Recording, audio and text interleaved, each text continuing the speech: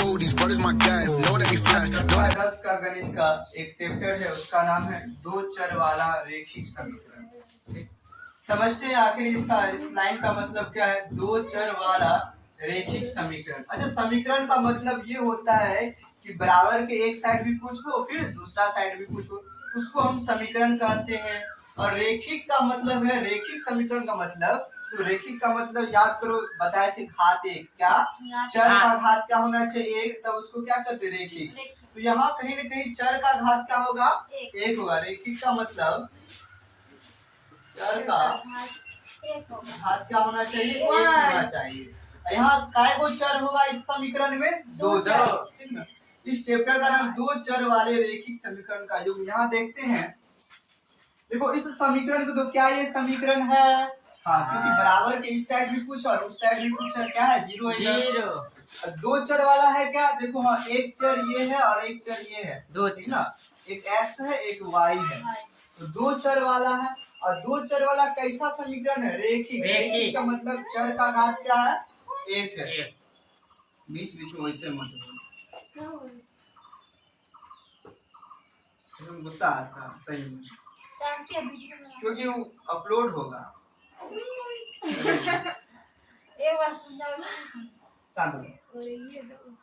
यहाँ हम देख रहे हैं इस समीकरण में, देखो a1 b1 c1, a1 b1 c1 अचर है, चाहे a2 b2 c2 क्या है, अचर है। चर कौन है, x और y, इसका भी x और y क्या है, चर है। यहाँ देखो दो चर है और दोनों चर पे घात एक है, इसीलिए रेखिक कहेंगे, क्या कहेंगे, रेखिक। दो चर वाला रेखिक हो गया समीकरण, इसलिए बोले क्योंकि बराबर के इस साइड भी कुछ है, ठीक ना। तो दो चर वाला रेखिक यानी घात एक है, और समीकरण का युग्म, युग्म मतलब जोड़ा, युग्म मतलब दो को कहते हैं जोड़ा, पेयर, ठीक ना। तो एक समीकरण ये और दूसरा समीकरण ये, तो दो चर वाले रेखिक समीकरण का क्या हो गया, पेयर हो गया, जोड़ा हो गया, ठीक।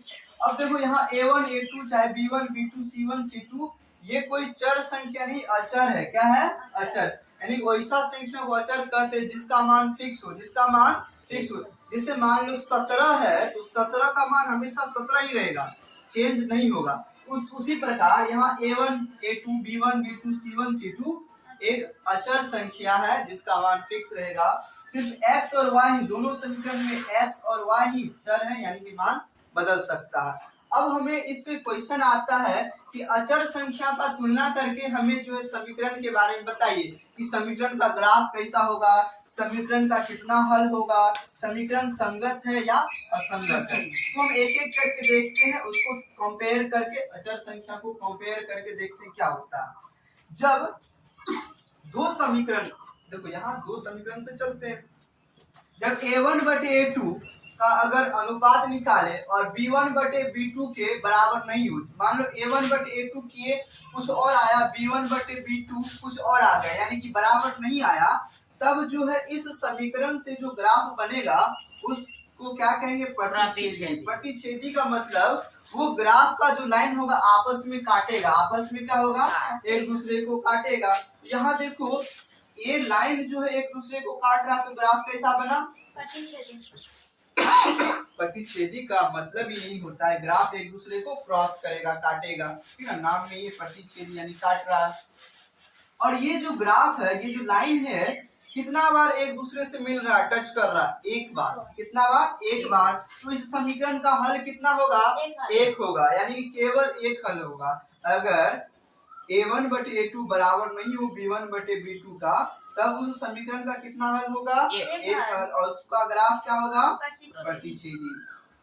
अच्छा, एक हल का मतलब है कि उसका आंसर एक ही आएगा, उसका आंसर कोई एक चीज ही आंसर आएगा, कुछ नया या दूसरा चीज रिपीट नहीं करेगा, बस कोई एक चीज आंसर आएगा। जिसका भी आंसर आ जाए उसको हम संगत कहते हैं, क्या कहते हैं। यहाँ भी देखो इसका भी हल आ रहा है, कोई ना कोई आंसर आ रहा है, हल आ रहा है, यहाँ तो अनगिनत आ रहा है। हल को संगत कहते हैं, जिसका आंसर नहीं आए, जिसका कोई हल ना हो, तो उसको क्या कहते हैं, असंगत। जब तुलना करेंगे a1 बटे a2 बराबर नहीं हो b1 बटे b2 का, तो ग्राफ प्रतिच्छेदी हो जाएगा और उसका केवल एक हल होगा। एक हल को ही कहते हैं अद्वितीय हल, क्या कहते हैं, अद्वितीय हल का मतलब है कि सिर्फ एक ही हल होगा, उसके जैसा फिर कोई हल नहीं होगा। अद्वितीय का मतलब केवल एक। केवल एक हल होगा और एक हल हो या कितना भी हल हो तो क्या कहलाएगा, वो संगत कहलाएगा। क्या कहलाएगा, यहाँ देखो, यहाँ अगर तुलना किया गया है तो a1 बटे a2 बराबर है b1 बटे b2 का और फिर बराबर है c1 बटे c2, यानी तुलना करके अगर देखेंगे, अगर सब बराबर आएगा, सभी का अनुपात अगर बराबर आएगा तो ग्राफ कैसा बनेगा, संपाती। ग्राफ कैसा बनेगा, संपाती। संपाती का मतलब होता है एक लाइन पे ही दूसरा लाइन, एक लाइन पे ही दूसरा लाइन। अच्छा, प्रतिच्छेदी का मतलब ये होता है एक लाइन दूसरे लाइन को काटेगा, और संपाती का मतलब एक लाइन पे ही दूसरा लाइन। यहाँ देखो जो लाइन है एक दूसरे को कितना बार टच कर रहा, अनगिनत बार टच कर रहा है, जहां मन वहां सब जगह टच कर रहा, अनगिनत बार। जितना बार वो दोनों लाइन आपस में टच करेगा, कनेक्ट होगा, उतना आंसर आएगा, उतना क्या आएगा, हल आएगा। तो ग्राफ संपाती है तो लाइन अनगिनत बार टच कर रहा है, तो इसका हल भी क्या हो जाएगा, अनगिनत। और हम अभी अभी बताए थे जब आंसर यानी हल आए तो क्या कहते हैं वैसे समीकरण को, संगत। क्या कहते हैं, और जब आंसर नहीं आए तब क्या कहते हैं, असंगत।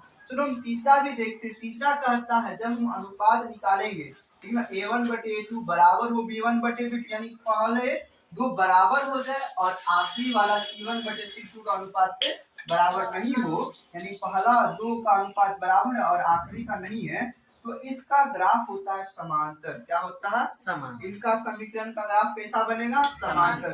समांतर का मतलब एक लाइन दूसरे लाइन को कभी टच न करे। समांतर का मतलब होता है एक लाइन दूसरे लाइन को कभी टच ना करे, या दूसरे शब्दों में हम ये भी बोल सकते हैं कि दो रेखाओं के बीच, दो लाइन के बीच जो लंबवत दूरी है, ठीक ना, जो ये वाला जो दूरी है ये हमेशा क्या रहता है, बराबर रहता है। क्या रहता है, बराबर।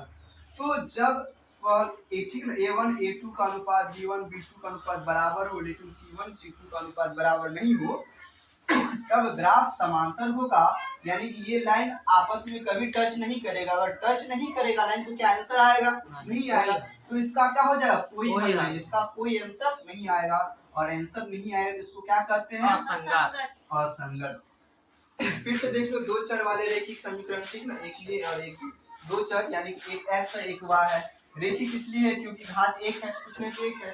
समीकरण इसलिए क्योंकि बराबर की साइड भी कुछ है। तो दो चर वाले रेखिक समीकरण का युग, युग मतलब जोड़ा, यानी दो दो को रहता है। फिर a1 a2 b1 b2 c1 c2 क्या है, ये सब अचर संख्या। क्या है, इसमें चर सिर्फ दो ही, एक x और एक y, ठीक ना। यहाँ पे अचर संख्या का तुलना करके हमें इसके बारे में, समीकरण के बारे में कहता है, इसका प्रकृति बताओ, यानी ग्राफ कैसा होगा, हल कैसा होगा। तो हम तुलना कर करके बताएं, अगर a1 बटे a2 का अनुपात b1 बटे b2 के अनुपात के बराबर हो तो प्रतिच्छेदी होगा, केवल एक हल होगा और उनको संगत करते हैं। अगर तीनों बराबर आ जाए, तीनों का अनुपात बराबर आ जाए, तब ग्राफ संपाती होगा, यानी एक ही लाइन पे दूसरा लाइन, और उसको कहते हैं अनगिनत हल। क्या होता है तब, क्योंकि अनगिनत बार टच कर रहा लाइन तो अनगिनत हल, और उसका क्या नाम हो जाएगा, संगत। और जब शुरू का दो बराबर हो और आखिरी का बराबर नहीं हो तब ग्राफ समांतर बनता है, यानी कि दो लाइन आपस में कभी टच नहीं करेगा। टच नहीं करेगा तो आंसर नहीं आएगा, कोई हल नहीं, और कोई हल नहीं तो उसको क्या कहेंगे, असंगत। ठीक ना, लिख सकते हैं।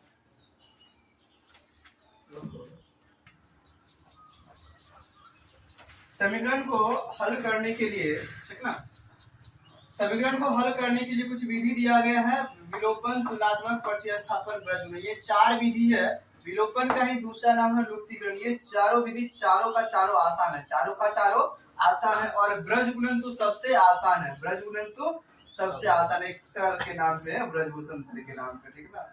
हमको ये हार्ड लगता था लेकिन ब्रजभूषण सर के नाम पे ये आसान हो गया। तुम लोग को बताएंगे कितना आसान है ये ब्रजगुणन, ठीक।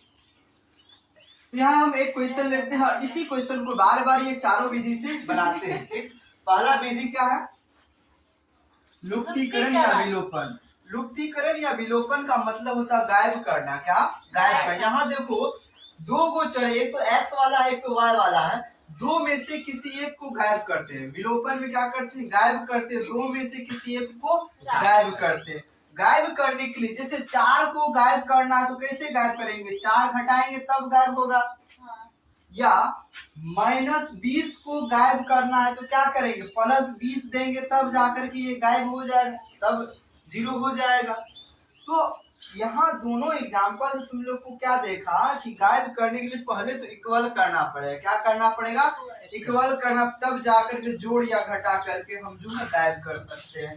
तो इस समीकरण को देखो 2x प्लस वाई बराबर 5, ये 3x plus 2y equal to 8 है। यानी कि ये दोनों समीकरण में किसी एक को हमें क्या करना है? गायब करना है। किसको गायब करें? पहले वाले को गायब करते, एक्स वाले को। लेकिन जिसको गायब करेंगे उसको क्या करना पड़ेगा? बराबर करना पड़ेगा। इस समीकरण में देखो यहाँ 2x है, यहाँ क्या है? 3y। तो बराबर करने के लिए हम क्या करते हैं? इनको जो है नीचे वाले को 2 से गुना करते हैं, नीचे वाले को 2 से गुना, और ऊपर वाले को 3 से गुना 3 से करते हैं। तो अब देखो 3 दूनी क्या हो जाएगा? 6, ये 2 दिया 6। अरे ये 6 और 6 बराबर हो गया। क्या करेंगे? गायब होगा। अगर जोड़ेंगे तो 6 6 12 हो जाएगा। हमें तो हटाना है, गायब करना है, तो क्या करेंगे? घटाएंगे तो इस 6 में से ये 6 घट जाएगा। चलो देखते हैं, ठीक ना। इस समीकरण को किन से किए गुना? 3 से, यानी कि समीकरण 1 गुना 3, और घटाएंगे किसमें? समीकरण 2 को भी किन से किए गुना? समीकरण 2 को तो 2 से किए गुना। अब देखो घटाए इसलिए है क्योंकि यहाँ भी 6 होगा, बाद में यहाँ भी 6 होगा। अगर जोड़ेंगे तो फिर 12 हो जाएगा। हमें तो विलोपन विधि में कहता है गायब करना। क्या करना है? गायब करने के लिए क्या करना पड़ा? हमें माइनस का चिन्ह देना पड़ा। अब हम गुना करते हैं समीकरण 1 को 3 से। 3 दूनी 6x प्लस 3 एकम 3y बराबर 5 दिया 15। ये हो गया। दूसरा क्या है? समीकरण 2 को किससे करेंगे ना? इनसे करेंगे। 3 दूनी 6x, 2 दूनी 4y बराबर 8 दूनी 16। अब देखो इन दोनों को अगर जोड़ते तो 12 होता। हमें क्या करना है? घटाना है। गायब करने के लिए घटाएंगे तो क्या होगा? माइनस का चिन्ह, सब का चिन्ह बदल जाए। ये क्या था? प्लस, तो क्या हो जाएगा? माइनस। ये क्या है? प्लस, तो क्या हो जाएगा? माइनस। ये भी माइनस। ये 6 ऊपर प्लस में 6 नीचे में कट गया, कोई दिक्कत नहीं। यहाँ देखो 3 प्लस में है और 4 माइनस, और 4 टका कर्जा है, 3 टका दे दी तो 1 टका कर्जा बच गया ना, 1 y बच गया। और ये 15 प्लस है, 16 माइनस है, यानी कि 16 अगर माइनस में 15 जोड़ेंगे तो माइनस 1 बचेगा। क्या बचेगा? माइनस 1। तो माइनस y बराबर क्या आया? माइनस 1। तो क्या होगा? ये माइनस कट जाएगा। y बराबर क्या आया? 1। तो y बराबर 1 आया। ठीक। अब हम क्या करें? किसी भी समीकरण में, चाहे इसमें या इसमें, y का मान रख देंगे तो x का मान आ जाएगा। चलो हम देखते हैं समीकरण। इसमें एक में ही रखते हैं, एक में y का मान, ठीक ना? y का मान रखेंगे तो समीकरण एक क्या कहता है? 2x प्लस y बराबर 5। ठीक। अब हम 2x प्लस y की जगह y का मान हमें रखना है। y का मान क्या है? 1 बराबर 5। यहाँ से 2x बराबर, ये 1 उधर जाएगा, माइनस जाएगा 4, 1 उधर जा करके 5 से घट गया, 4 हो गया। अब ये x 2 को भी उधर भेजना क्योंकि x निकालना। 2 उधर, इधर किसमें? गुना में, उधर जाएगा तो भागा में। क्या आ गया? 2। तो मेरा आंसर क्या आ गया? अतः लिखेंगे, अतः x बराबर 2, y बराबर 1। ये हमारा आंसर है। ये कौन सा विधि है? ये विलोपन। विलोपन में क्या किए? बराबर करके गायब किए, तब जाकर के किसी एक का मान आया, उसका मान जाकर के दूसरे समीकरण में रख करके हम बना लेंगे। ठीक, ये लिख लो।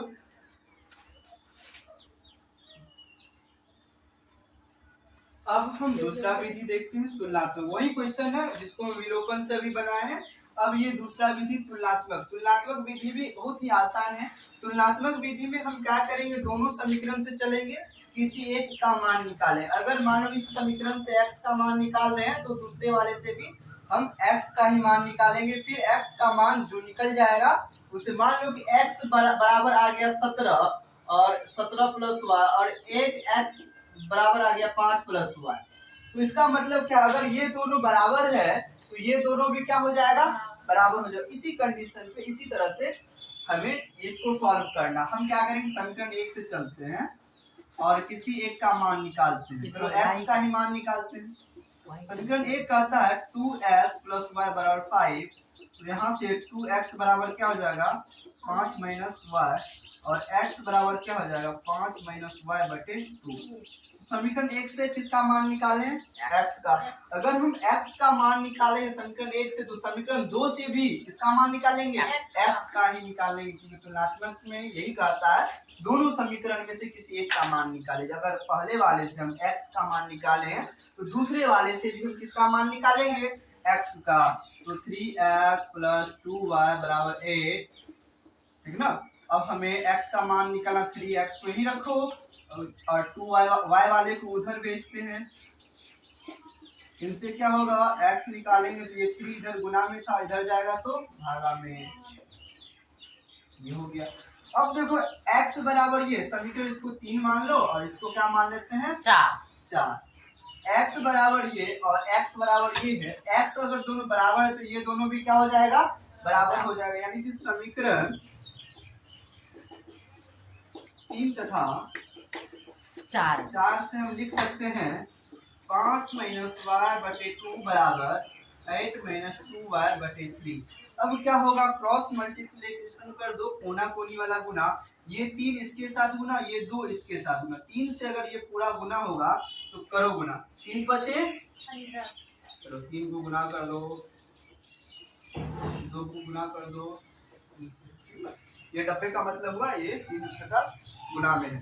तो 5 दिया 15 माइनस, देखो जब डब्बा खुलेगा 3 इसके साथ भी गुना और इनके साथ भी गुना, तो 5 दिया 15 फिर माइनस 3y, इधर 8 दूनी 16 माइनस 4y। एक काम करते हो y वाले को एक साइड और अंक को एक साइड, तो y वाले को लाओ इधर माइनस 3y प्लस क्या हो जाएगा 4y, क्योंकि ये 4y इधर माइनस में है। माइनस अगर देखो माइनस अगर बराबर के उस साइड जाता प्लस, प्लस जाता है उस साइड तो क्या हो जाएगा, अरे जैसे बॉर्डर के उस साइड अगर इंडियन जाएगा तो नेपाली कहलाएगा, और नेपाली है तो इंडियन, ठीक ना। बॉर्डर के उस साइड नेपाली नेपाल और इस साइड इंडिया, इधर माइनस तो उधर प्लस, इधर प्लस उधर माइनस। अगर गुना जाता है बराबर के उस साइड तो भागा हो जाता है, और भागा किसमें बदलेगा गुना में बदलेगा, ठीक ना। नेपाल जाएगा। तो यहाँ हम देख रहे हैं ये इधर माइनस में था तो प्लस में आ गया, ठीक। अब इनको भी भेजना है, देखो 16 तो इसका है ही, इनको भेजना ये 15 इधर किसमें प्लस में, इधर जाएगा माइनस में। चलो हम इसको यहाँ प्लस बना लेते हैं, ठीक। क्या देखो 4y में से 3y घट जाएगा तो क्या बचेगा y बचेगा, क्या बचेगा y बचेगा। 16 में से 1 घट गया तो 15 घट गया तो क्या बचा 1 बच गया, तो y का मान निकल गया। किसी भी समीकरण में, चलो समीकरण इसी में थर्ड में ही किसी भी समीकरण में अब y का मान रख देने से हमें x का मान आ जाएगा, ठीक। समीकरण 3 में ही रखते हैं, किसमें रखते हैं समीकरण 3 में y का मान रखते हैं। समीकरण 3 क्या कहता है x बराबर 5 माइनस वाई। अच्छा y की जगह y का मान रखना है, y का मान क्या 1, क्या है 1, y की जगह क्या रखे हैं y का मान रखे हैं बटे 2। अब बताओ 5 में से 1 जाएगा 4 बटे 2, तो x बराबर क्या आया 2। तो हम लिख सकते हैं आंसर, अतः x बराबर 2 y बराबर 1, यही मेरा आंसर। ये कौन सा विधि है तुलनात्मक। हम तुलनात्मक विधि में क्या करते हैं दोनों समीकरण से चले, समीकरण 1 से भी आए तो x का मान निकाले, और समीकरण यहाँ लिखेंगे समीकरण 2 से, समीकरण 2 से भी चले तो किसका मान निकाले x का मान। फिर हम दोनों को तुलना करके क्या कर दिए बराबर कर दिए, बराबर करने से मेरे पास y आया तो y को समीकरण किसी भी समीकरण में तो 3 में बैठा है, 3 में बैठा करके मान निकाल लिए। ये कौन सा विधि था तुलनात्मक। अब सिर्फ 2 विधि बचा, प्रतिस्थापन और ब्रज गुणन। अब नेक्स्ट विधि है प्रतिस्थापन विधि। क्या है उसी सवाल, इनको अभी अभी हम विलोपन से बनाए हैं, विलोपन का एक नाम है लुप्तीकरण, और फिर हम दूसरा विधि तुलनात्मक से भी देखते हैं। अब इसी सवाल को हम तीसरा विधि प्रतिस्थापन से भी बना करके देखते हैं। ये भी उसी की तरह ये विधि भी क्या बहुत ही आसान है। प्रतिस्थापन में हम क्या करेंगे, किसी भी समीकरण से चलेंगे, किसी एक का मान निकाल करके दूसरे में बैठा देंगे। चलो इसको हम समझते हैं, चलिए हम चलते हैं समीकरण 1 से। क्या समीकरण एक से, समीकरण एक से x या y निकाल लेते, क्या निकाल लेते, या तो x या तो y, क्या निकालना है बोलो, y ही निकाल लेते या तो x ही निकाल लेते हैं। समीकरण एक कहता है 2x प्लस y बराबर 5, यहाँ से 2x बराबर क्या हो जाएगा 5 माइनस y, तो x बराबर क्या हो गया, ये 2 उधर चले जाएगा, 2 इधर गुना में तो उधर गया तो भागा में, ये हो गया, कोई दिक्कत। अब हम क्या करें, इस x का मान जब हम समीकरण एक से निकाले हैं तो समीकरण 2 में बैठा देंगे, कहाँ, अगर मान लो समीकरण 2 से निकालते तो कहाँ बैठाते, समीकरण एक में, यानी कि निकाले हैं जिससे, यानी कि एक समीकरण से उठा करके दूसरे जगह बैठा दीजिए, प्रतिस्थापित कर दीजिए, इसी का क्या नाम है प्रतिस्थापन, यानी कि वहां से उठा करके कहीं और स्थापित कीजिए। हम समीकरण एक से उठाए हैं x का मान, तो कहाँ रखेंगे x का मान, समीकरण 2 में, जहाँ से उठाए हैं वहां नहीं, उसके पड़ोसिया में रखेंगे, यानी एक से उठाए 2 में, 2 से उठाए तो एक में, ये घर से उठाए तो वो घर से उठा के घर, कॉपी किताब इसलिए करता है तुम लोग कि घर से कॉपी किताब उठा के वो घर से ही घर पढ़े से, लेकिन नहीं है ना। हाँ, यहाँ हम क्या करेंगे, यानी कि समीकरण 2 में किसका मान रखेंगे, x का मान रखेंगे, तो समीकरण 2 क्या करता है 3 इंटू एक्स, 3 इंटू क्या है x, x की जगह क्या रखेंगे, x का मान, क्या रखेंगे x का मान, x का मान यही है, ठीक है ना, रख दिए, प्लस 2y बराबर 8, यही है समीकरण। अब क्या करेंगे, ये 3 इनके साथ हो जाएगा गुना, 5 दिया 15 माइनस 3y बटे 2, और इनको क्या करते उधर ये प्लस 2y बराबर 8। अब इसका यहाँ कुछ नहीं तो नीचे एक है, क्या है एक है, इसका लघुत्तम 2 आएगा, ये हो जाएगा 15 माइनस 3y, और ये 2 दूनी 4, तो 1 से 2 बार मिलेगा, 2 दूनी 4 प्लस का 4 बराबर 8। यहाँ देखो ये 2 इधर किस में है, भागा, उधर अगर भेजेंगे तो क्या हो जाएगा गुना में, ठीक ना, 15 minus 3y plus 4y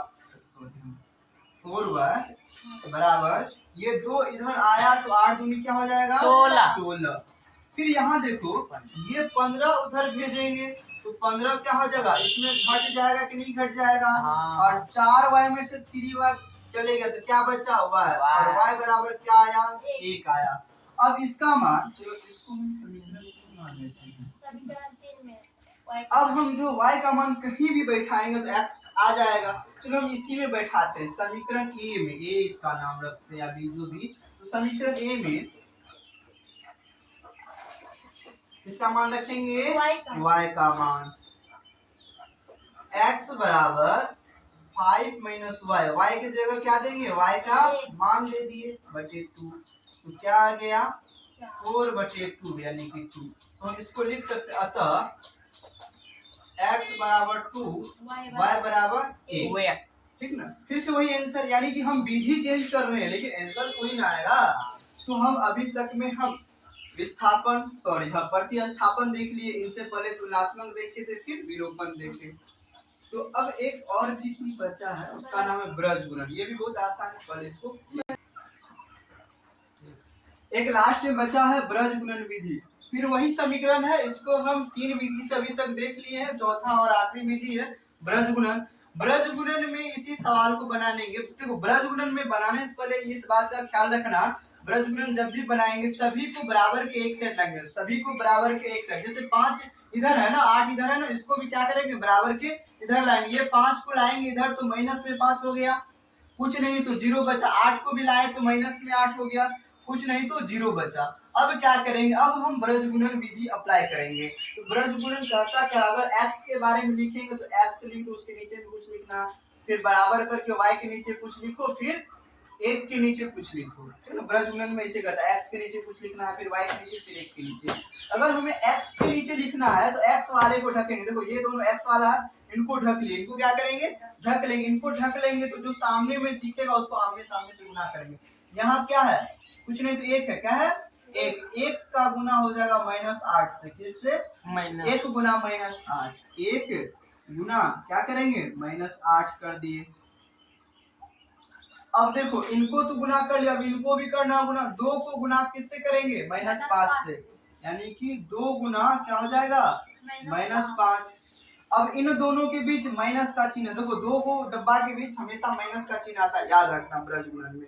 x के नीचे में इनको गुना करके इनको गुना करके लिख दिया। देखो चिन्ह के साथ किए हैं गुना, चिन्ह के साथ किए हैं गुना। ठीक, अब y के नीचे लिखना है तो y वाले को ढक लेते हैं। सामने में कौन है -5, कौन है -5 को गुना करेंगे 3 से, -5 को किन से करेंगे गुना, -5 गुना 3। फिर यहाँ क्या है 8, सॉरी 8 नहीं है -8 है, क्या है -8 को किन से करेंगे गुना, 2 से, -8 गुना 2। और ये दोनों डब्बा के बीच कौन सा चिन्ह आएगा, माइनस का चिन्ह आता है। ठीक है ना, ये इसी प्रकार से हम बनाते हैं। अब फिर एक के नीचे कुछ लिखना तो इनको ढक लेते हैं, इनको हम ढक लेते हैं। अब इनके आगे कुछ है, 0 है, कुछ नहीं है, 0 है तो हम कहाँ से चलेंगे, पीछे से। 2 गुना 2 क्या होगा, 2 गुना 2 है ना। फिर ये 3 गुना 1 क्या होगा, 3 गुना 1। अब बीच में कौन सा चिन्ह आएगा, माइनस का। अब हम इसको सॉल्व करेंगे और इनके बराबर करेंगे। चलो एक स्टेप और आगे बढ़ते हैं। ये 1 गुना -8 क्या होगा, -8। ये तो इसका माइनस 5 गुना 2, अच्छा -5 गुना 2 तो -10 है, बराबर 5 या 15, ये -5 गुना 3 -15। और यहाँ चलो हम एक के साथ करते हैं, माइनस प्लस, 8 दूनी 16, प्लस का 16 हो गया।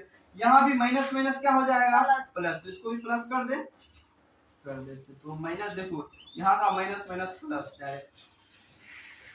और यहाँ देखो 2 दूनी 4, 4 में से 3 कम 3 यानी 3 घटेगा, 4 में से 3 घटा तो क्या बचा, 1 बचा।